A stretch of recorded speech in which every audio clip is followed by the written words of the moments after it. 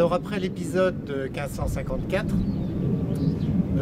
Charles Quint a décidé de verrouiller le passage sur la Meuse aux armées françaises.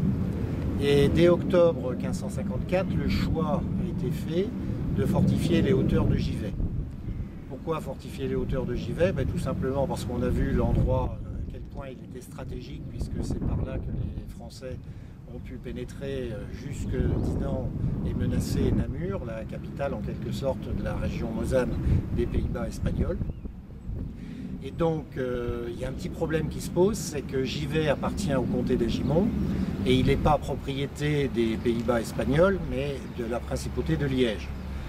Donc il est décidé d'acheter au comte Louis de Stolberg son comté d'Agimont et de dédommager aussi la principauté de Liège, ce qui, soit dit en passant, ne sera jamais fait. Et le contrat d'achat du comté d'Agimont a été signé en avril 1555.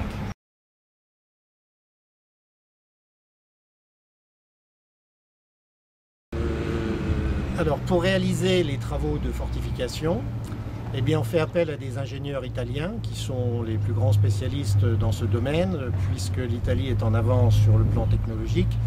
Et il s'agit de construire de nouvelles fortifications qui soient susceptibles de résister à l'artillerie, aux canons, comme on disait à l'époque.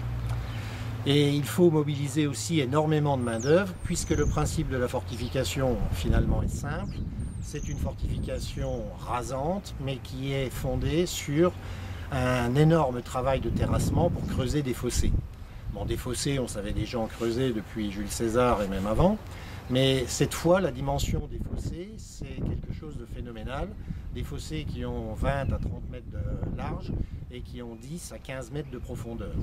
Et il faut donc faire appel à une masse considérable aussi de vastadours, c'est-à-dire de soldats du génie, des pionniers, de la main-d'œuvre des environs aussi, qui est mobilisée pour creuser ces énormes fortifications sur un plan géométrique que les Italiens ont inventé. Alors cette main-d'œuvre dépasse les 10 000 hommes sous une protection qui va venir un petit peu après de 25 000 hommes, c'est-à-dire à peu près 20 000 fantassins qui sont répartis en différents corps.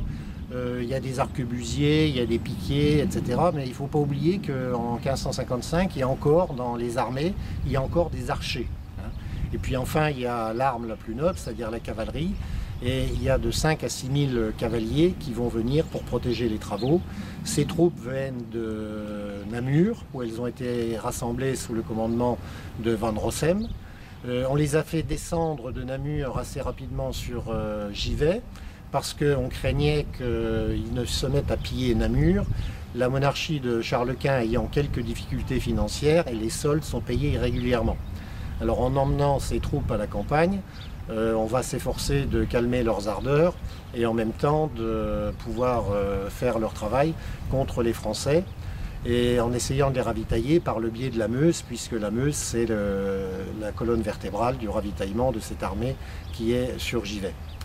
Alors Bussy-Rabutin nous en parle en disant que c'est une armée hétéroclite, il y a des Flamands, il y a des Gueldroits, il y a des Clévois, il y a des Bas-Allemands, il y a des Bourguignons de Franche-Comté, il y a des Flamands, bref, et ces hommes, il y a des Espagnols bien entendu qui forment l'élite, puisque Charles Quint est quand même souverain d'Espagne, mais l'entente ne règne pas entre ces troupes et on assiste sur Givet, sur le chantier de Chalemont, à des bagarres entre les Espagnols en particulier et les Bas-Allemands qui s'estiment méprisés.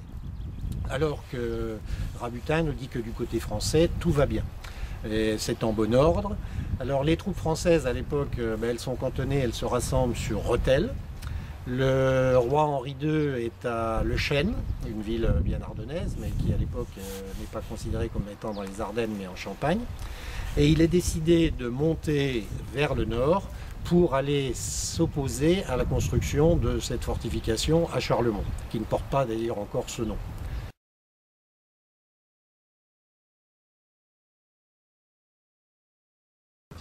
Alors, ça y est, ça marche? Oui.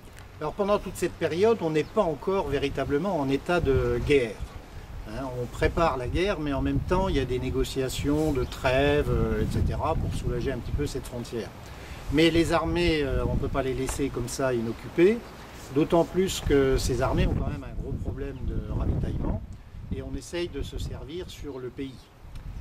Et donc on se livre à ce qu'on appelle la guerre de course. Des petites troupes impériales ou des petites troupes françaises se mettent à faire des percées sur le territoire ennemi, tout simplement pour y faire du butin et du pillage. On voit comme ça, par exemple, que les impériaux descendent à Tarzy et Ambny, qui sont un peu à l'ouest de Maubert-Fontaine, donc assez profondément dans le royaume de France. D'autres groupes descendent jusque dans les villages des environs de Mézières, ce qui inquiète évidemment le commandement qui s'appelle Labordillon de la forteresse. Du côté français, on attaque aussi, on lance des raids, comme par exemple sur Fumay, encore une fois, qui avait déjà été attaqué l'année précédente, et semble-t-il même sur Hierges, qui serait en grande partie détruit à ce moment-là.